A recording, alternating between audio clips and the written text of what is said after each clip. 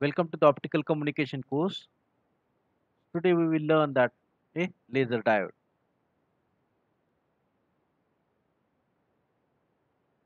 So we have seen earlier that is a light emitting diode. So now the light emitting diode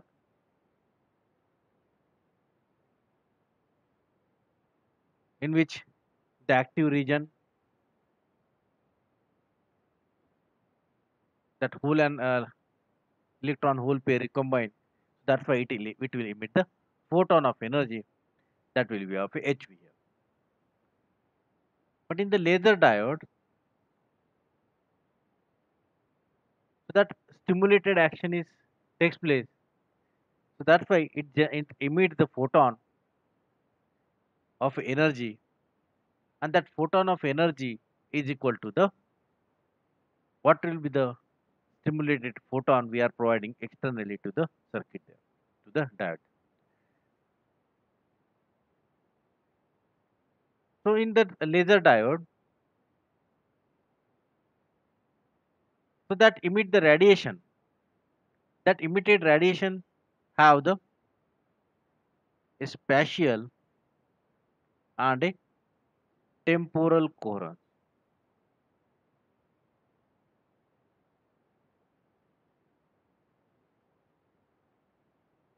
And because of that, the output of this particular light emitting that laser diode, that will be a monochromatic, and a laser diode is a very directional one. But light emitting diode, it is not directional, highly directional.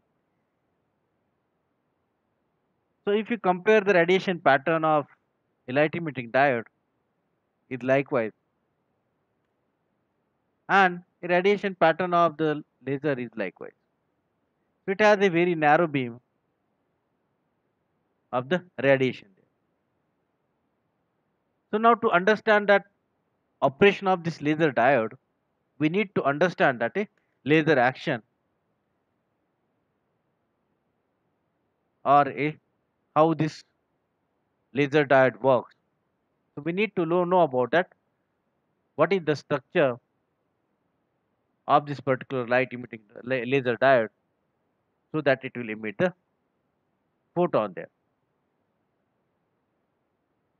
So we require that external pumping source so that it will emit the photon of a energy.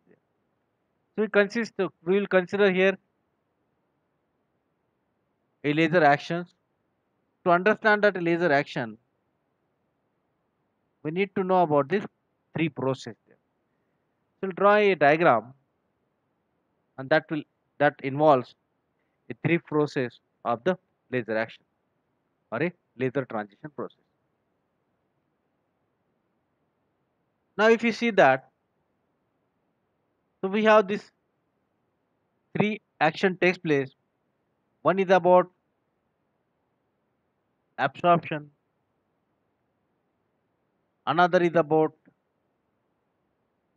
a spontaneous emission,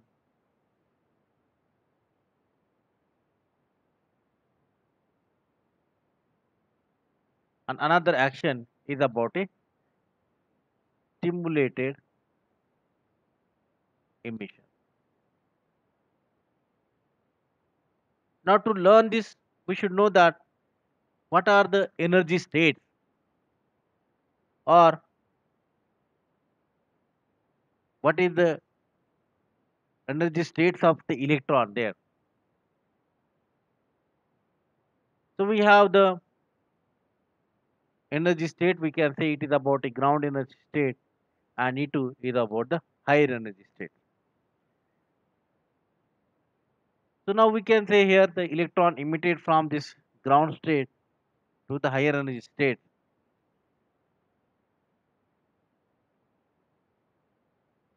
So in that case, absorption of this particular photon takes place here.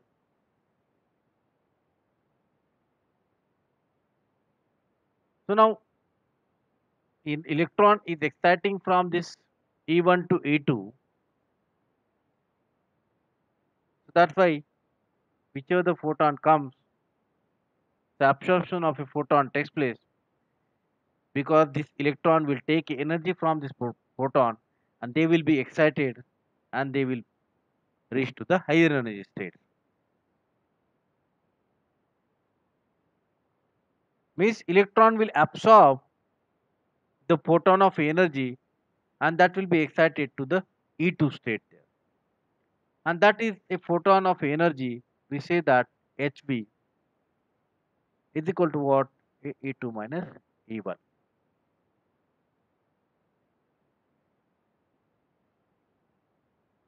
So that is HV is the photon of energy. So it will just, we can say that, absorb that particular photon of energy, and then it will be excited to the another state.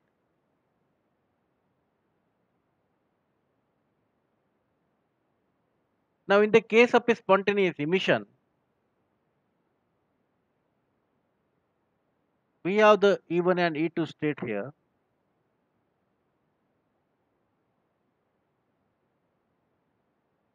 So electron is at the higher energy state, it will return to the ground state. Electron is at the higher energy state, it will return to the ground state. So that's why when it returns to the ground state, it will emit the photon of energy, that is again a HV. HV is depending upon that E2 minus E1, and that is called as a spontaneous emission. Means electron will return from the higher energy band to the ground state, higher energy state to the lower energy state or a ground state.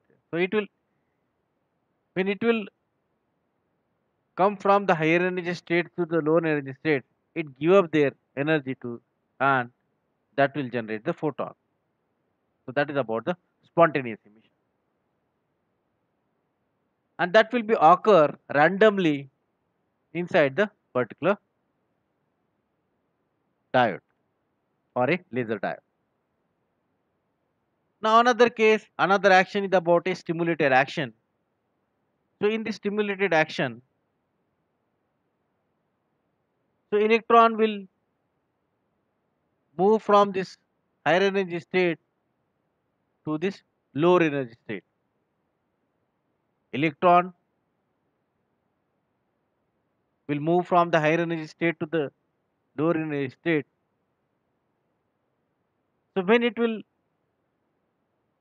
move to the another energy state, when we have a photon of energy, that will be HV, that will be applied, or that will be pumped on this particular system when that electron is in still is in higher energy state. So when we apply the photon of energy or impinges that photon of energy on the system, then what will happen? The electron is present in this particular higher energy state, that will be stimulated because of this particular photon, and because of that stimulated action, that electron from this higher energy state, it will move to the ground energy state, or a or it will be dropped to the ground state. Means higher electron will move from the higher energy state to the lower energy state or a ground state, and then it will generate the photon of energy, that will be HV here. Means we have the HV earlier, because we are pumping the HV of energy, that is HV here, and it will again generate the HV because of that electron, because of this stimulated action, it will emit a photon of energy, and that photon of energy is about the in phase there. Means same, okay, same phase there. So this emitted photon is of the same phase, and that is called as a stimulated emission. So now this stimulated action is takes place in the laser diode, and that is because of that externally applied a photon of energy. So now we should know that what are the electron present or excited electrons present, or what will be the density of the electrons at the thermal equilibrium. So if you see that at the thermal equilibrium, the density of excited electron will be very small there. So whichever the photon incident on this particular device, so all the photon will not stimulate the electron. So some of the photon will be absorbed inside the particular system.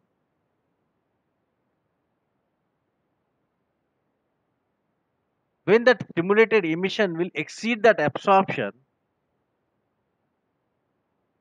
then it will emit the photon with a same phase there.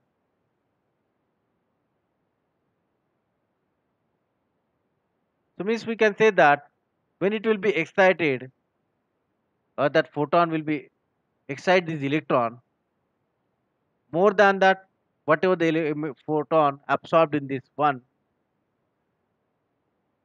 So means we can say that a population of that excited state that will be greater than this ground state.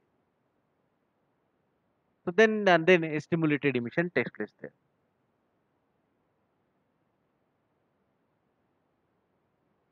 So we need to inject a more electron into the material at the device contacts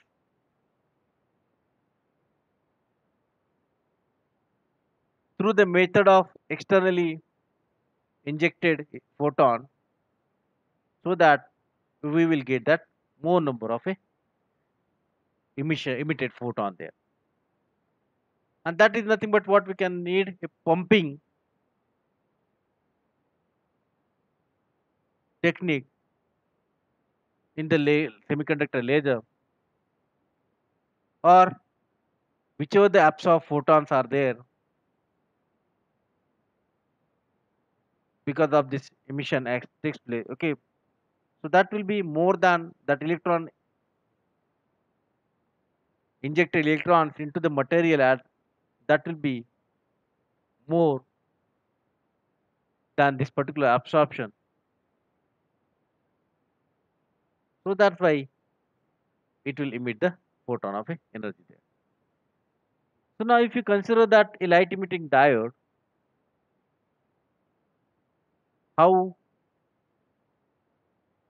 that action will be takes place inside the particular device. So we need to learn about that one particular laser diode, that is about a Fabry-Perot resonator. In the Fabry-Perot resonator, if you see that this one is about a, we have the a dielectric injecting layers. These are the, this one is about a direct dielectric injecting layer. Here we have dielectric injecting layer, and these two layers are nothing but what, a optical confinement or optical carrier confinement layer. And in between this one we have the layer, and that is about a cavity, or we can say that is about the active region of this laser diode. This is about a combination of a Fabry-Perot resonator cavity of a laser diode, or for a laser diode. And this one is about a lasing spot, so that we'll get that a optical output, and that output optical output that can be coupled to the optical fiber. Now if you see the structure, so this one is a longitudinal side of the optical resonator. So if you consider that a laser diode and a light emitting diode, the optical output of this laser diode, it is fully coherent. Means you can say that it is highly directional here. So that's why we can say that a laser diode of operating bandwidth that will be greater than that a light emitting diode. So that's why the laser diode will be preferred as compared to the bandwidth with respect to the light emitting diode. And again, if you compare with the response time, if we say that we apply the pulse and then emission of this photon takes place. So as compared to the response time of this laser diode, means when we apply the pulse, it will emit the photon. That will be less than the 1 nanosecond, and it has a spectral width of a 2 nanosecond or a very less there. And a optical fiber that will be easily coupling a power, that laser diode will be easily coupling the power to the optical fiber there, because it will be the that emitting light is a what optical output, whatever the optical output is there,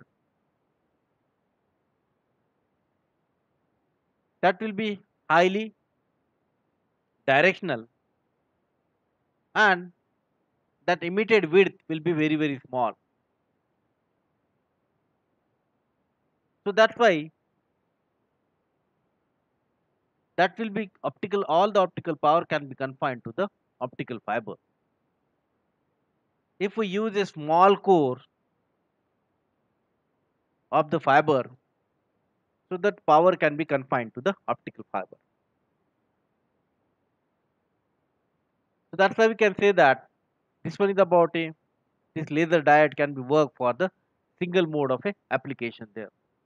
And if you compare with the light emitting diode, it has a broad spectrum, so that's why it can be used for the multi-mode fiber. Because the action, if you consider that in a light emitting diode, so number of photon emitted, it will be depending upon that what will be the junction size.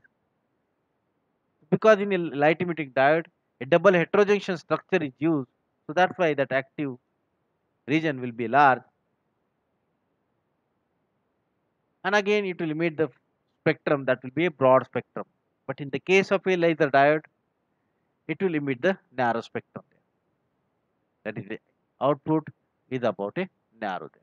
But if in case of a light emitting diode, it will be a broad spectrum there. But if you compare in terms of a coupling the power from the fiber laser, the diode to the fiber, so laser diode is suitable for the single mode fiber, and light emitting diode is suitable for the multi mode fiber. But here the stimulated action is required. So for the stimulated action, we require external circuit. So if you compare at a construction wise, so LED is better as compared to the laser, because laser required a complex circuitry for the pumping action, and a LED it has only the active region or a heterostructure junction. So that's why it will be very easy to construct the LED there.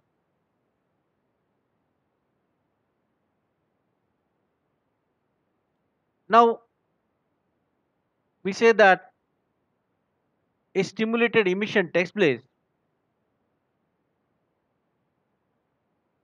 because of that whatever the external pumping source we are using in the laser diode there.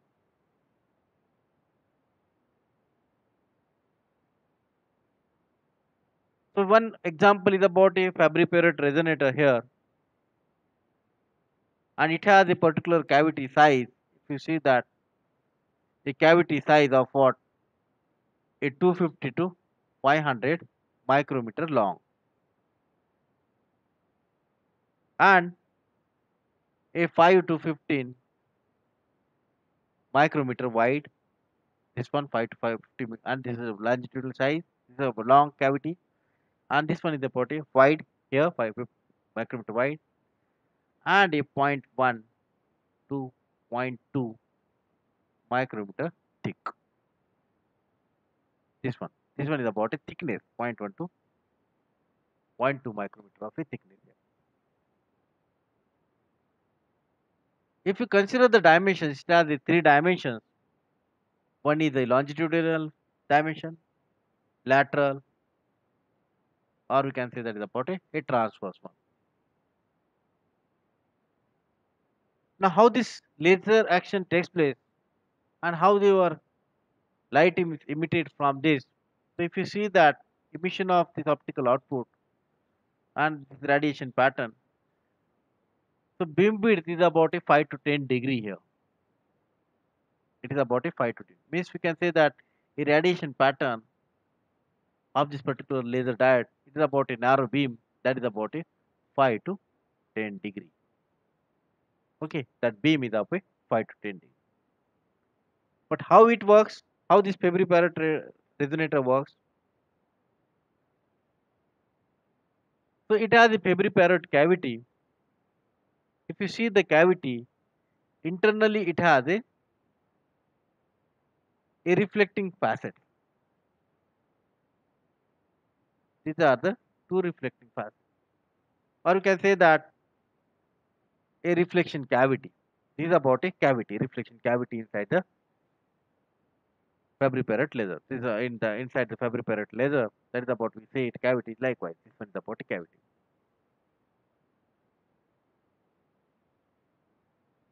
And we can say that a transmitted waves that will be add here, and that waves are in phase here. The transmitted waves are in a phase here. And these are the two, we can say that a partially reflecting mirror, and all these partial reflected mirrors are directed toward each other so that it will enclose the Fabry-Pérot cavity there, resonator cavity. And these mirrors are established to strong optical feedback in the longitudinal section or a longitudinal direction. This is about a longitudinal direction. Then it is just like a feedback mechanism, and that will convert the device into the oscillator. Means this will be cavity act as a resonator there.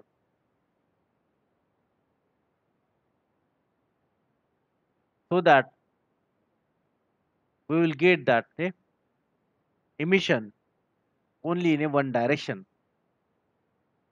only in a wanted direction.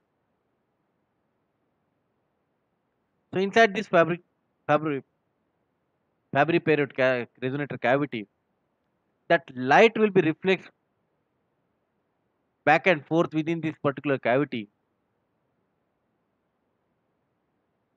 So because of that back and forth motion here of the particular light, so what you so that's why it will generate the oscillation inside the particular cavity there.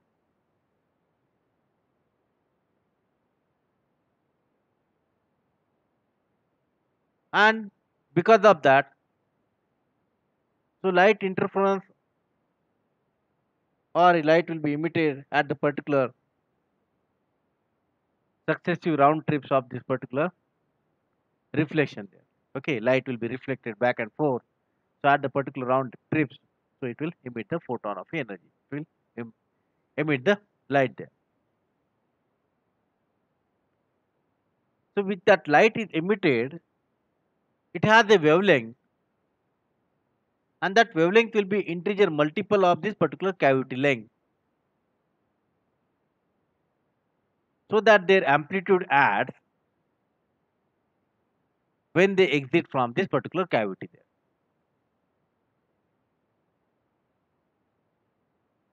And the other wavelength which are not multiple of this particular length of the cavity,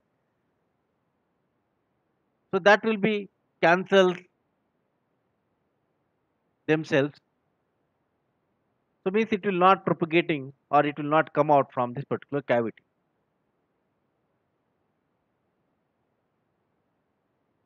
So that's why we can say that inside the particular cavity, only the constructive interference occur, and that constructive interference will called as the resonant frequency of this particular cavity. This constructive Interference means what? It will emit a light of the wavelength, or it will emit the amplitude, and that wavelength, that will be the integer multiple of the cavity length, and that will interfere the constructively, so that it will add the light here. But in the case if it is other wavelengths that interfere destructively, and that's why that will be cancelled out, and that's why that whichever the optical frequency or wavelength at which a constructive interference occurs, and that will resonate inside the particular cavity there. So that is called as a resonant frequency of the cavity there. So that is, it will generate the photon of, or you can say that a spontaneous emission of a photon takes place, and it has a wavelength that is depending upon that resonant frequency of this particular cavity, or it is the resonant frequency of the cavity.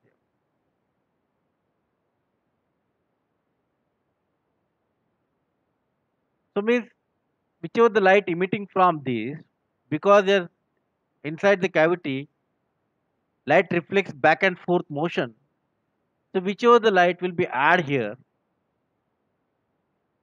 that optical field come out from this particular cavity, it will be very strong, and that resonant wavelength, that is called as a longitudinal mode of the cavity. Okay, resonant is nothing but a longitudinal mode of a cavity, because it will resonate along the length of the cavity. Now this one is about the end here, so it will not emit in this direction, it will emit here. So likewise, this is about resonant cavity of the laser diode.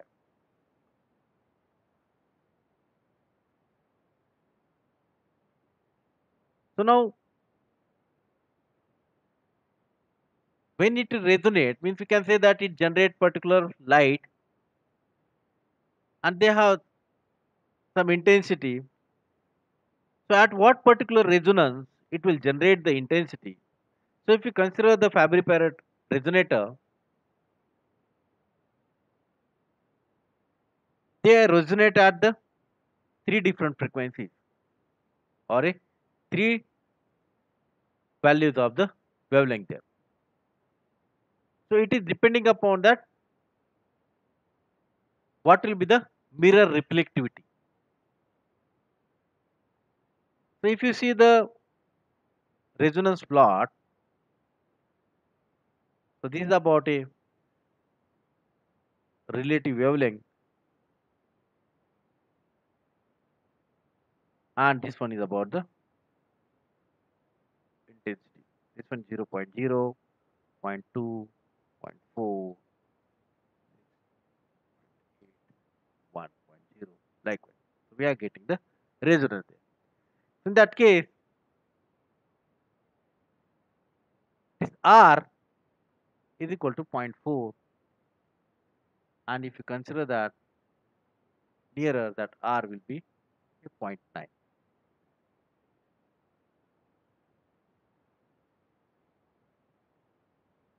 So that is about the R. We can say that at the particular values of the relative wavelength, we will get the output. Another resonance, we can say that this is about another wavelength we have.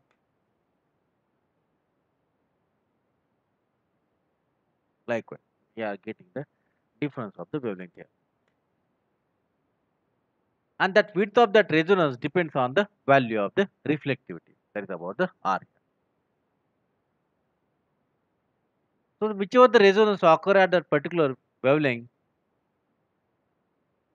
when we increase the reflectivity, it means we will get that a sharper resonance This one is about a sharp resonance, or you can say that a sharp resonance occur at that small value of the reflectivity. Likewise. So means R here it will be 1. Likewise. So reflectivity will be R 0.4, 0.7, 0.9 likewise, or R is equal to 1. So in that case we'll get that a maximum output there. So intensity will be more there.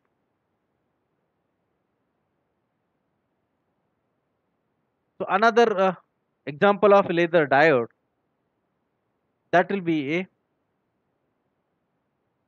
a distributed feedback laser there. And in this laser diode, instead of that particular mirror, so they have the cleaved facet,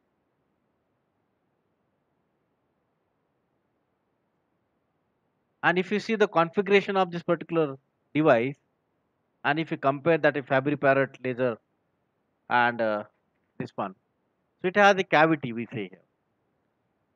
Okay, so now if you consider that Fabry-Perot resonator, they have the cavity, and distributed feedback laser they have the cavity, but they have the that particular cavity has the Bragg reflector or a grating there. You can say that corrugated feedback grating. This one is about a corrugated feedback grating. Likewise, means this one a cavity there, that action, that lasing action takes place inside the corrugated feedback grating there. And because of that corrugated grating or a Bragg's reflector, so it has a different value of the refractive index. So means we have the refractive index here different at this particular moment. You can say that refractive index is different. So refractive index will be different. So at this point, different refractive index. Here refractive index is different. Here difference in the refractive index. So that's why it is called as a distributed feedback corrugation, and that's why it is called as a distributed feedback laser.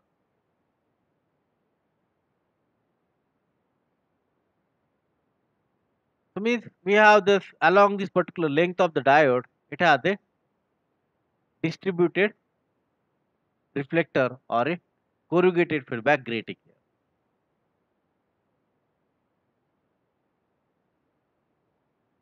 And if you see that a lasing action takes place inside this, and that is depending upon that a cavity there. Okay, depending upon that a cavity of this particular feedback there.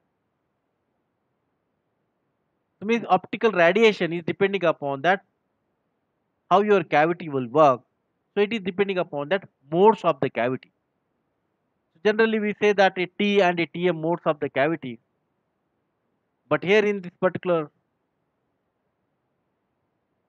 distributed feedback laser, so that output is depending upon that eh, what will be the modes there. And in this laser we say that we have the three configuration that we can say a longitudinal, lateral, and a transverse. So means that modes can be described in terms of what a longitudinal, lateral, and a transverse there. So longitudinal modes that will be related to the electromagnetic field that will be along with the major axis of the cavity.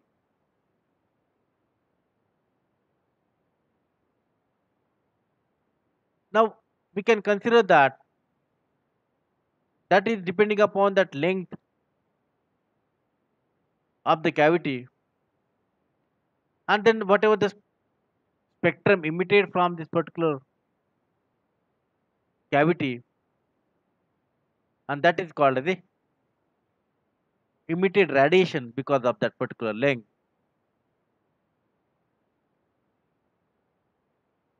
So So that's why we can say that if that length is larger than the wavelength,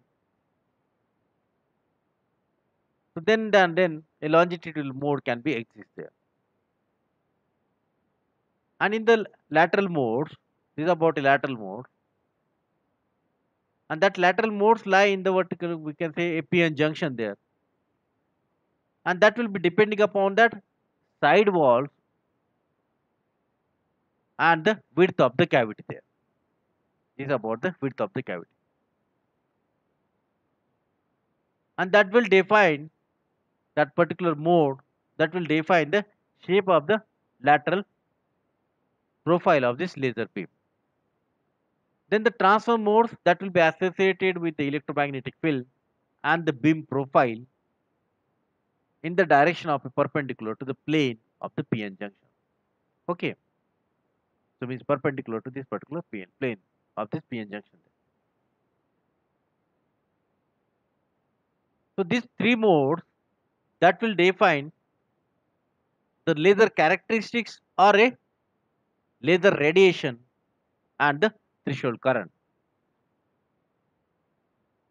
So to determine the laser lasing condition and the resonant frequency, we should have to express that electric field phasor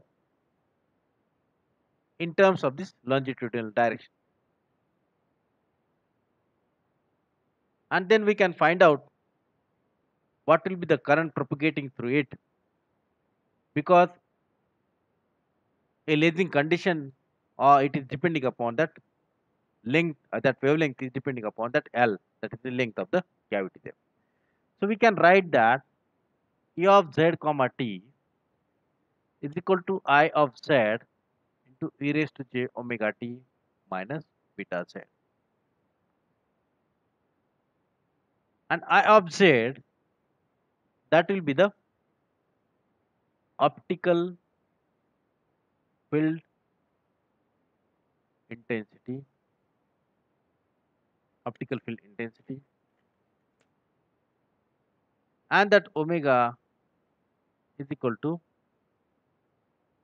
optical radian frequency, and beta is equal to propagation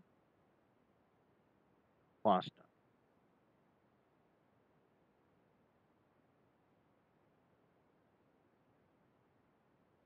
So this is about the lasing condition at which the light amplification takes place in the laser diode, and for this lasing action is to be taken place, so we need a population inversion is to be achieved in that particular cavity or a particular diode there. So that optical intensity is depending upon that factor of I and the absorption coefficient of the cavity and the gain coefficient of this particular cavity there.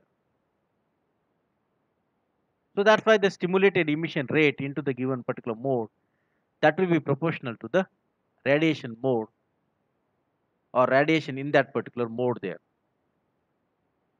And that radiation photon intensity, that will be the HV, and that will be varies exponentially with the distance Z. So that's why we can write a relation I of Z is equal to I of 0 exponentially, because it will vary exponentially in that particular cavity with respect to that absorption coefficient, and that alpha is nothing but what, the effective absorption coefficient in that particular optical path or in that particular material, and the tau is nothing but the optical field in that particular optical field confinement factor in the cavity there. and that factor is a fraction of the optical power in that active layer there.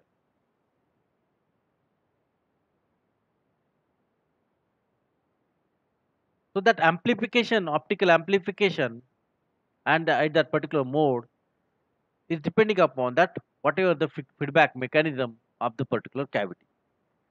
Because the feedback mechanism here is it is a corrugated feedback mechanism is used inside this particular optical cavity because it has a two different reflective index, or we can say that refractive index, two different refractive index. Your signal is propagated, light is propagating through that particular medium there. So we can calculate that a laser action takes place in that particular cavity so that we can calculate that a reflectiveness or a reflectivity or a Fresnel coefficient it is equal to R is equal to N1 minus N2 divided by N1 plus N2.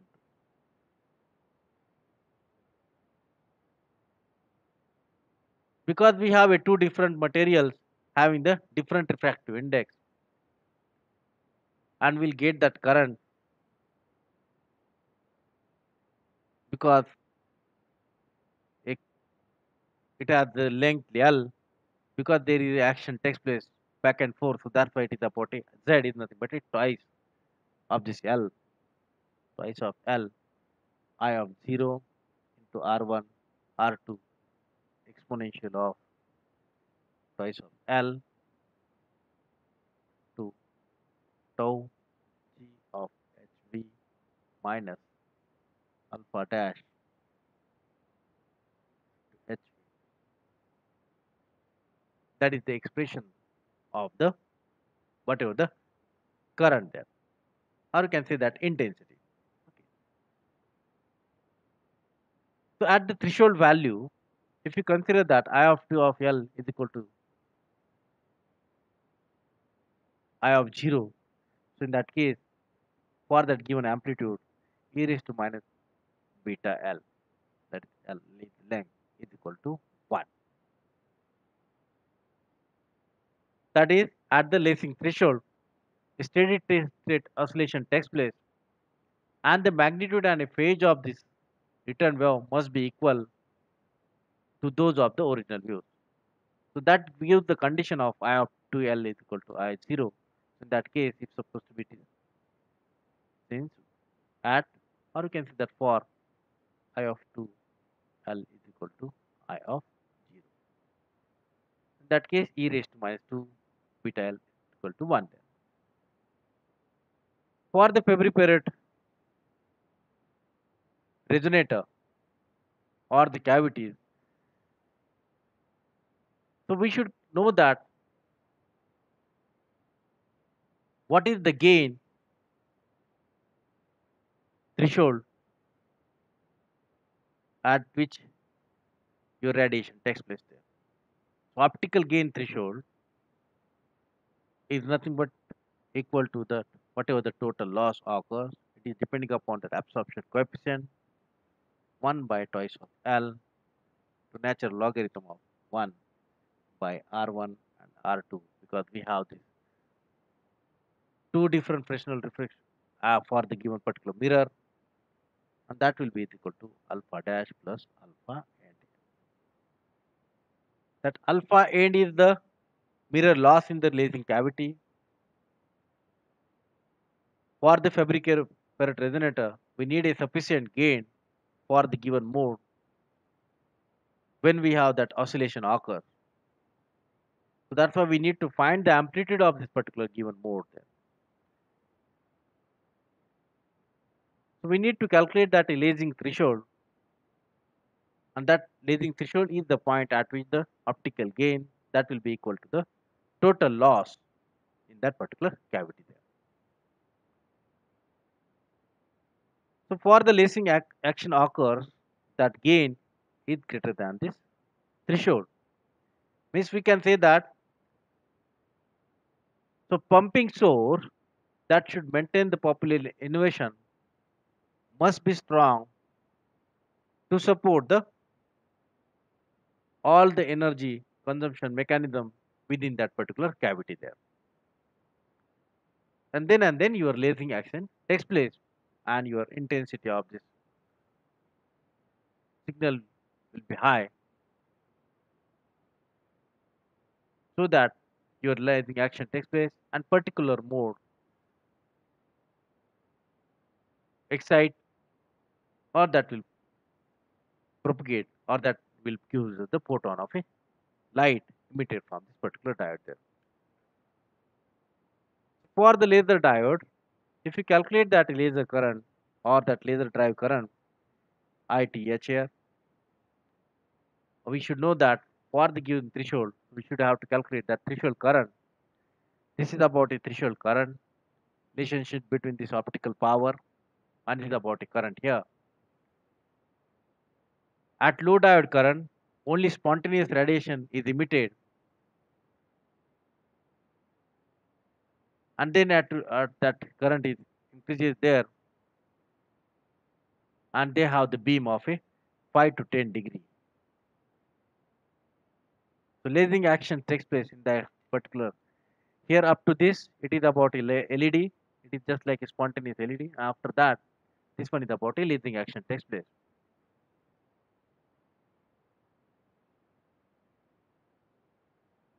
So now it is depending upon that spectral range and the beam width, and both are depending upon that what will be the current. So this is about a driving current at this particular driving current, so that it will emit the beam, and that will be of a 5 to 10 degree there. And above this threshold current, lasing action is takes place. So this is about a graph of power versus the whatever the output power versus the current there. So high power output, the slope of the curve decrease because of the junction heating. So we can say that for a laser structure, that GTH is equal to what? B dash and a JTH. And that is about a threshold current density for the stimulated emission. And for the good approximation laser, so lasing threshold is to be a GTH is equal to B into JTH, where B is the gain factor, and that will be depend on the specific device or a specific material there. And that is about your laser diode. Now, if we see the Fabry-Perot laser spectrum, and it has a delta lambda, it will operate in this particular band 822 to the 826 here, 22 to 28 here. This is about the laser spectrum, Fabry-Perot laser spectrum. So now it has a narrow beam spectrum, and that delta lambda, that is spectral width component, is a very small, or a wavelength spacing in between this particular, it is very small. That is about a delta lambda.